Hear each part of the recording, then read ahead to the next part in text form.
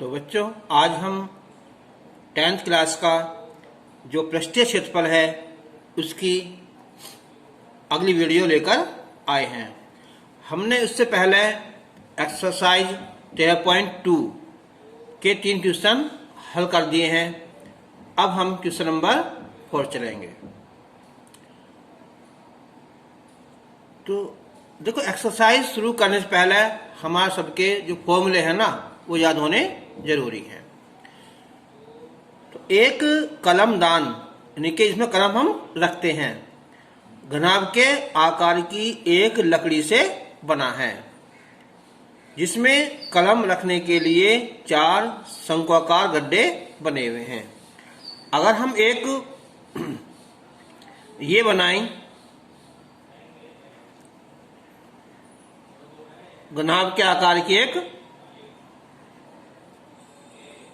लकड़ी बनाए हम, चलो इस टाइप की बना दी हमने यहां। ये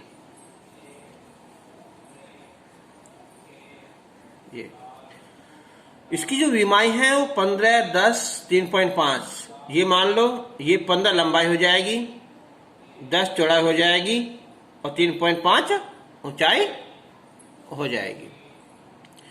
अब इसमें जो 4 शंक्वाकार गड्ढे हैं, ऐसा है ना, इस टाइप के ये गड्ढे बने हुए हैं यहां, इस टाइप के। तो अब इस गड्ढे की त्रिज्या है ये है 0.5, जो इसकी गहराई है वह है 1.4 सेंटीमीटर। तो पूरे कलमदान में लकड़ी का आयतन ज्ञात कीजिए। अब एक बात सोचो, हम पहले निकाल लेंगे इस पूरी लकड़ी का आयतन, और इसमें क्या है, जो 4 गड्ढे हैं उनका आयतन निकालकर हम माइनस कर देंगे, तो क्या बचेगी, लकड़ी का आयतन बचेगा। कलमदान में जो लकड़ी लगी हुई है ना, उसका आयतन निकल जाएगा। तो हम पहले निकालेंगे हम घनाभ का आयतन। तो घनाभ का आयतन ये होता है LBH। तो L यानी कि 15 गुना 10 गुना 3.5 सेंटीमीटर की क्यूब। ये हो जाएगा, जब हम 10 से गुना करेंगे पॉइंट खत्म हो जाएगा, और 15 पंजे 75, 7 15 3 45 और 7 52, 525 सेंटीमीटर की क्यूब इस घनाभ का आयतन आ जाएगा। अब हम निकालेंगे एक शंक्वाकार गड्ढे का आयतन। तो शंक्वाकार जो गड्ढा है ना, गड्ढे की जो त्रिज्या है यानी कि R, वह है 0.5 सेंटीमीटर। जो इसकी क्या है यहाँ गहराई यानी कि H, यह है 1.4 सेंटीमीटर। तो एक शंक्वाकार गड्ढे का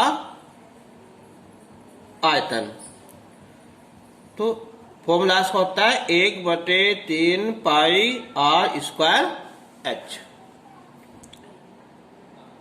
तो 1/3 पाई की वैल्यू 22/7 R², 0.5 गुना 0.5 और गुना हाइट कितनी है 1.4,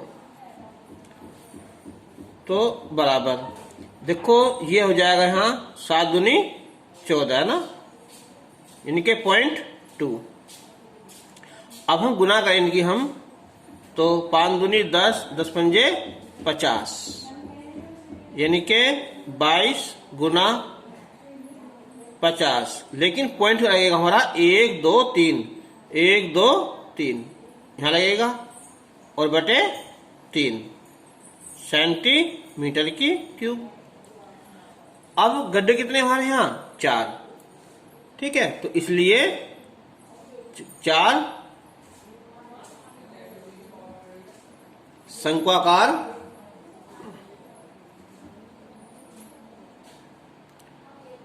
गड्ढों का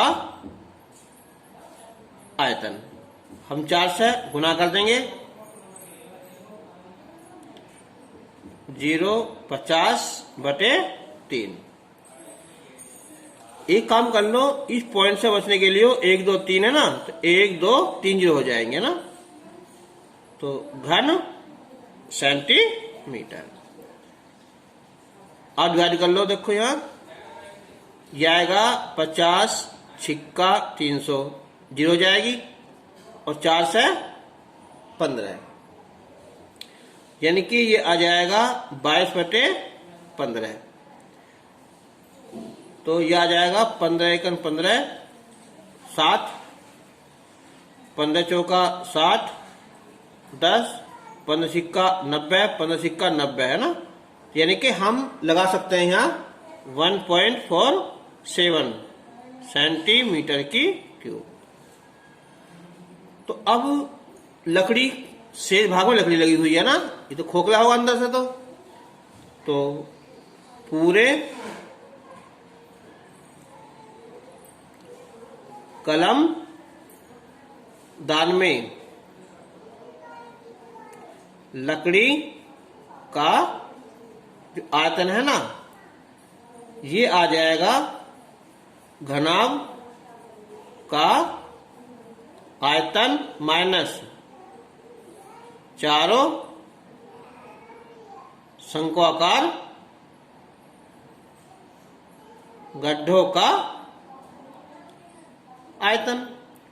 तो घनाभ का आयतन था 525, इसमें से हम 1.47 कम कर देंगे ना, तो ये बचेगा 3, ये 5 और ये 4 23 है ना, तो 523.53 सेंटीमीटर की क्यूब ये लकड़ी का आयतन बचेगा।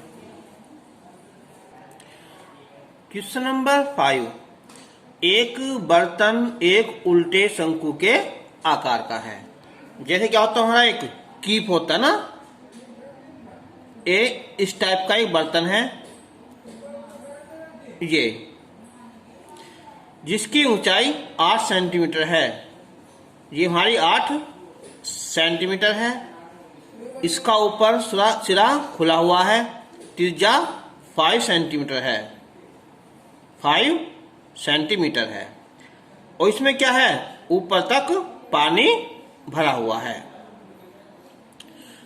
जब बर्तन में शीशे की कुछ गोलियां, जिनमें प्रत्येक 0.5 सेंटीमीटर त्रिज्या वाला एक गोला है, इनके एक बार सोचो, अगर हमने इसमें एक गोली डाल दी, इसकी जो त्रिज्या कितनी है, वो 0.5 है, तो कितना पानी निकलेगा, जितना इसका आयतन होगा।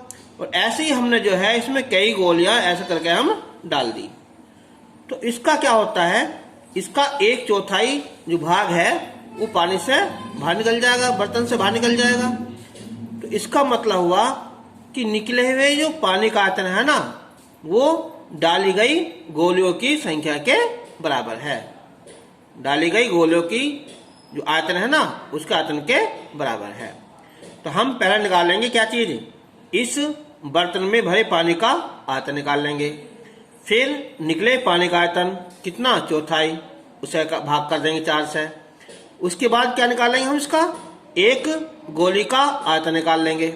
देखो, जब भी कहीं भी पूरे सवाल में, नहीं पूरे मैथ में ऐसे संख्या पूछे, तो हमेशा क्या होनी है, भाग होनी है, याद रखना। तो किसकी भाग होगी, यहाँ निकले पानी का आयतन को एक गोली का आयतन से भाग कर देंगे, तो क्या हो जाएगा, संख्या आ जाएगी। तो हम लिखेंगे पहले हम बर्तन में भरे पानी का आयतन। तो इससे पहले लिखेंगे हम यहां कि शंक्वाकार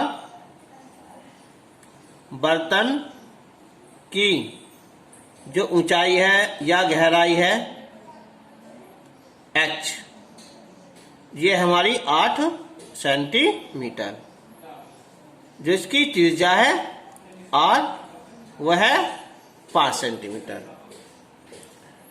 तो बर्तन में पानी का आयतन, बर्तन में पानी का आयतन कितना? 1/3 पाई आर स्क्वायर एच। चलो अब हम इसकी वैल्यू रखेंगे आर की, तो 5 गुना 5 गुना 8,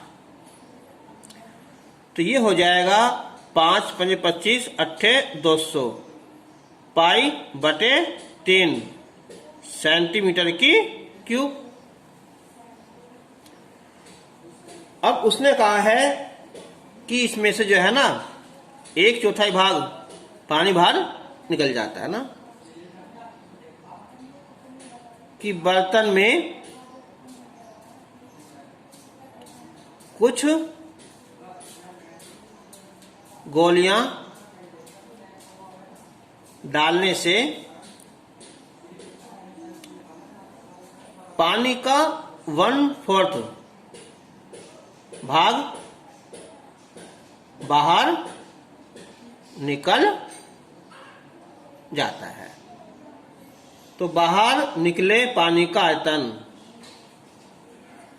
बाहर निकले पानी का आयतन, तो जो हमारा आया ना ये 200 पाई बटे 3, इसे 400 भाग कर दें चौथाई से, तो 4 पंजे 20, तो 50 पाई बटे 3 सेंटीमीटर की क्यूब। इतना पानी बाहर निकला। अब एक गोली की जो त्रिज्या हमारी वो है 0.5 सेंटीमीटर, तो एक गोली का आयतन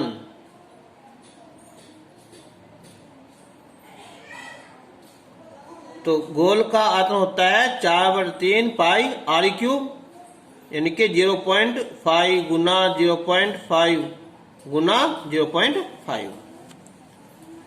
ठीक है, या एक काम कर लो 4/3 पाई, पॉइंट डाल सकता है 5/10, 5/10, 5/10, तो ये हो जाएगा 5 दूनी 10, 5 दूनी 10, 5 दूनी 10, 2 दूनी 4, तो पाई बटे कितना है 6 सेंटीमीटर की क्यूब।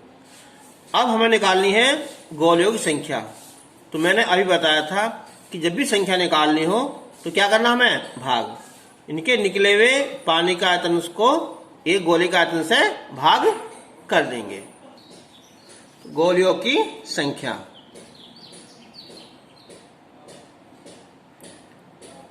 गोलियों की संख्या आ जाएगी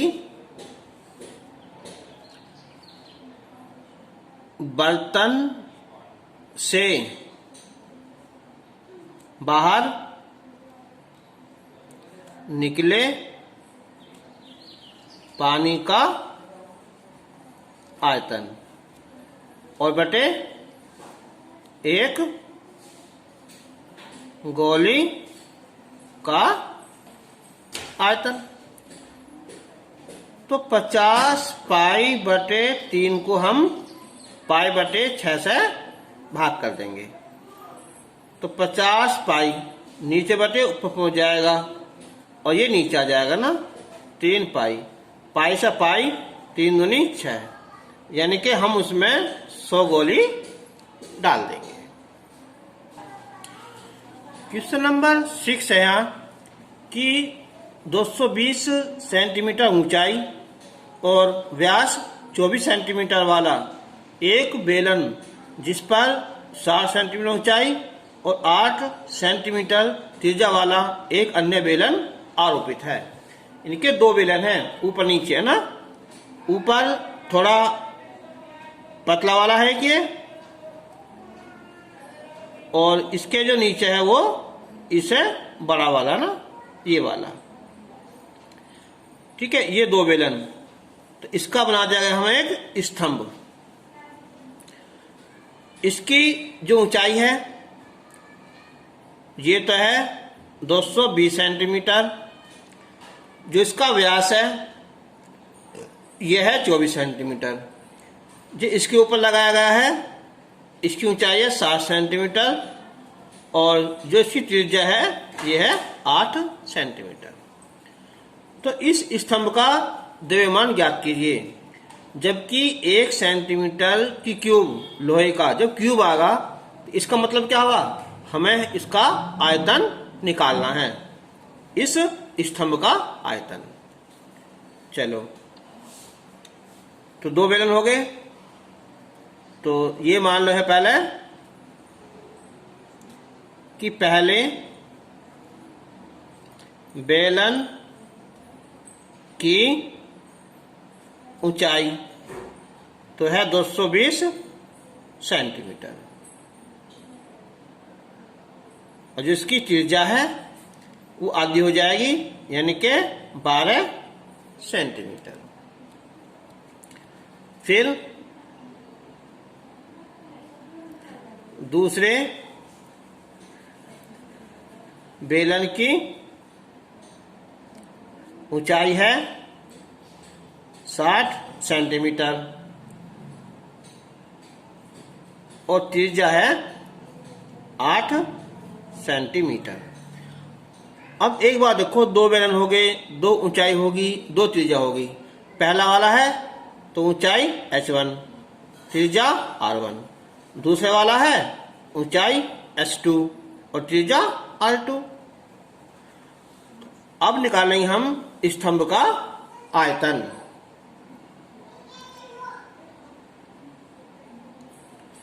स्तंभ का आयतन तो होगा ये कि पहले बेलन का आयतन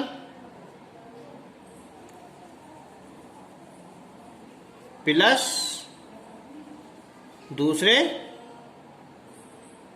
बेलन का आयतन। तो यह आयतन यह है बेलनाकार, क्या होता है पाई आर स्क्वायर एच, ये r1 h1, दूसरा वाला है पाई r2 स्क्वायर h2 स्क्वायर। तो अब हम यहां से क्या करेंगे, पाई की वैल्यू बाद में रखेंगे, अभी रख रहे हैं ना। पाई r में कितना है 12, तो 12 का वर्ग यानी कि 12 गुना 12 और ऊंचाई 220 होगी। पाई ये त्रिज्या 8 गुना 8 और इसकी ऊंचाई कितनी है h है ना, कितनी है 60। तो आयतन आता है घन सेंटीमीटर में, सेंटीमीटर की क्यूब। अब करते हैं गुना। देखो ये आ जाए गुना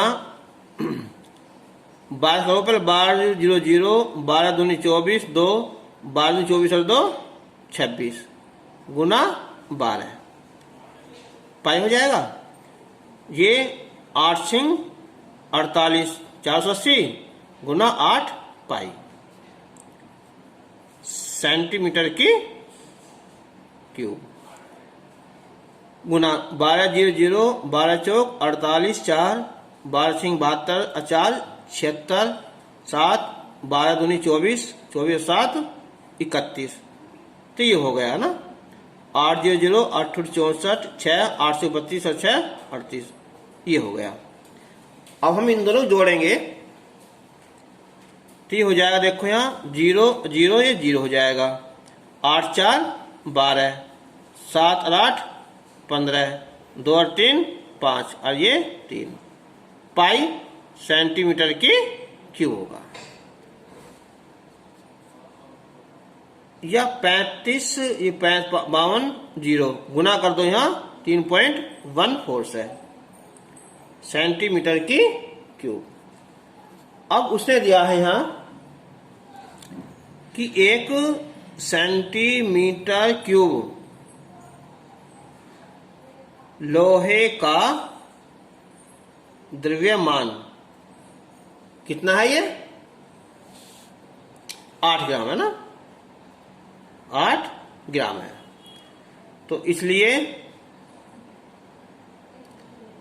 लोहे के स्तंभ का द्रव्यमान 8 से गुना कर देंगे हम। 8 गुना 35 520 गुना 3.14 सेंटीमीटर की क्यूब। ठीक है, तो गुना कर लेना इसकी। हाँ, तो ये आ जाएगा हमारा 8 9 2 2 6 2 4। अब यहां लगा देंगे पॉइंट, है ना, 2 अंक बाद। ये क्या होगा, ये हमारा ग्राम। डिवाइड कर दो इसे किससे, 1000 से, ना। 8 9 2 2 6, तो ये हो जाएगा हमारा किलोग्राम। 3 0 1 2 3, है ना। तो 1 2 3, है ना।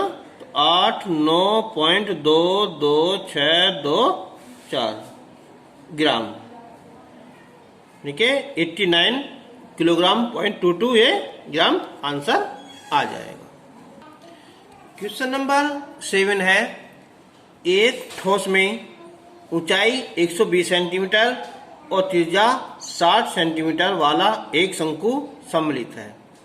कोई एक ठोस है, उसमें एक तो शंकु है, उसकी ऊंचाई 120 है और त्रिज्या 60 है, जो 60 सेंटीमीटर त्रिज्या वाले एक अर्धगोले पर आरोपित है।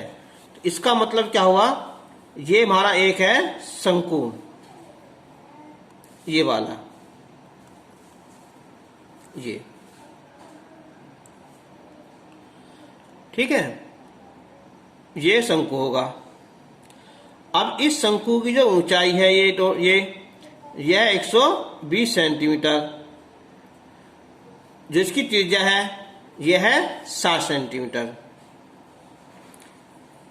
और 60 सेंटीमीटर त्रिज्या वाले एक अर्धगोले पर एक ये अर्धगोला है, ये, इसकी त्रिज्या भी कितनी है, 60 है, इसकी भी 60 है, और इसकी जो ऊंचाई है ये शंक्वाकार भाग की 120 है। इस ठोस को ये हमारा एक ठोस हो गया है, ये पानी से भरे हुए एक बेलन में इस प्रकार सीधा डाल दिया जाता है कि बेलन की तली को स्पर्श करता है, यानी कि बेलन की तली बिल्कुल यहां आती है। ये बेलन की त्रिज्या 60 सेंटीमीटर है, इसका मतलब क्या हुआ, जो त्रिज्या इसकी है वो त्रिज्या बेलन की है, ना।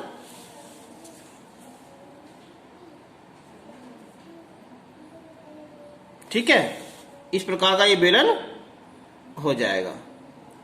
उसकी ऊंचाई 180, यानी कि 60 ये जुड़ जाएगी, 120 ये, तो टोटल ऊंचाई कितनी है, 180 है। तो अब कह रहा है कि ये इसमें क्या भरा हुआ है, पानी, सारे में, ना, ऊपर तक पानी भरा हुआ था। जब हम इस ठोस को इसमें डाल देंगे तो क्या होगा, पानी बाहर निकल जाएगा, कितना, जितना कि शंकु का और अर्धगोले का आयतन है। तो कह रहा है कि कितना पानी शेष बचा, यानी कि हम पूरे इस बेलन के आयतन में से शंकु का और अर्धगोले का आयतन घटा देंगे। ठीक है, तो शुरू करते हैं हम पहले। यहां बेलन, तो बेलन की ऊंचाई है टोटल, वो है 180 सेंटीमीटर, और जो आधार की त्रिज्या है यह है 60 सेंटीमीटर, और शंकु है, शंकु की ऊंचाई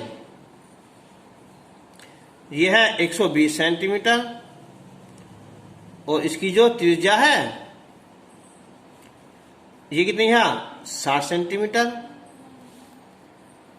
और जो अर्धगोला है, अर्धगोले की जो त्रिज्या है वह है कितनी, यहाँ 60 सेंटीमीटर। तो हम निकालेंगे पहले हम किसका, इस ठोस का ना, यानी कि क्या है आई कि ठोस जो है ना वो किसका, शंकु व अर्ध गोले से जुड़कर बना है। तो बर्तन में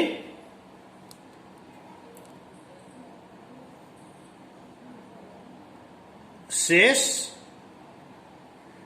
पानी का आयतन, बर्तन क्या है, ये बेलन है ना, तो बेलन शेष पानी का आयतन निकलेगा कि बेलन का आयतन, उसमें से हम शंकु का आयतन और प्लस अर्ध गोले का आयतन जोड़कर घटा देंगे।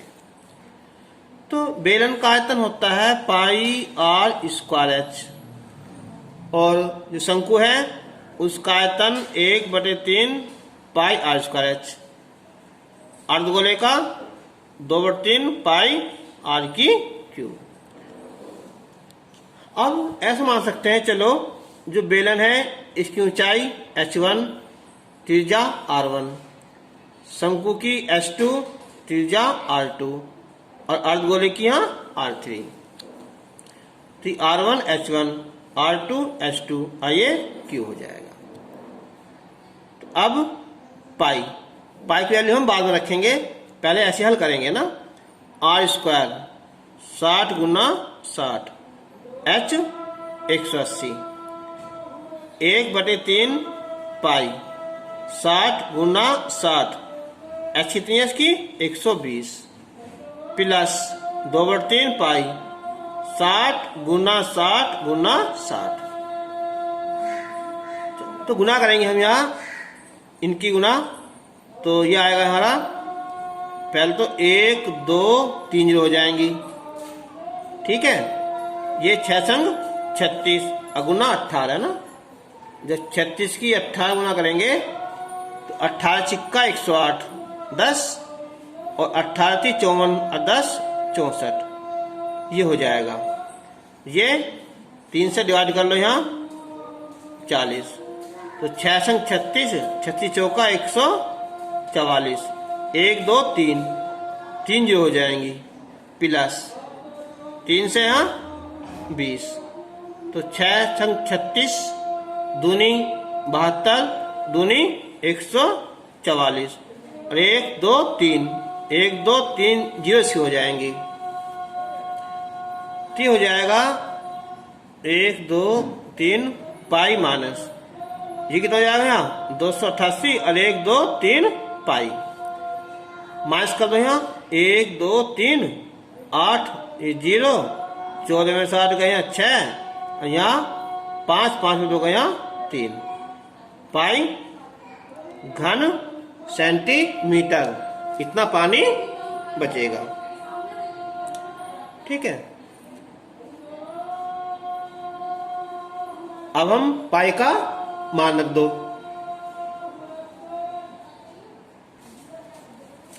तो ये हो जाएगा 36 1 2 3 4 0, पाई की वैल्यू 3.114 ना।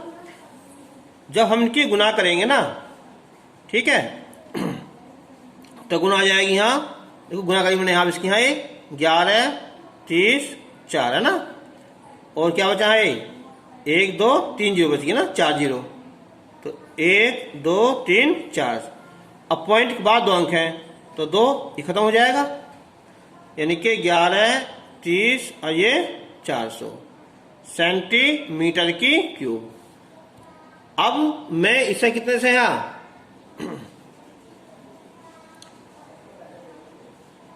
अगर वैसा आंसर ही हो जाएगा इसका, अगर इसे चेंज करो मीटर में, देखो मीटर हो जाएंगे 3 बार मीटर, ये मीटर, तो क्या हो गया मीटर की क्यूब। तो 11, 30, 400, 2 जीरो खत्म हो जाएंगी, 2 और 2 4, 1, 2, 3, 4 है ना। तो आएगा 1.1304 मीटर की क्यूब, इतना पानी शेष बचेगा। क्वेश्चन नंबर 8 है यहाँ कि एक गोलाकार कांच के बर्तन की एक बेलन के आकार की गर्दन है। यानी कि एक हमारा एक गोलाकार बर्तन है, तुम देखा होगा जैसे क्या होती है, एक सुराही होती है ना, इस टाइप की।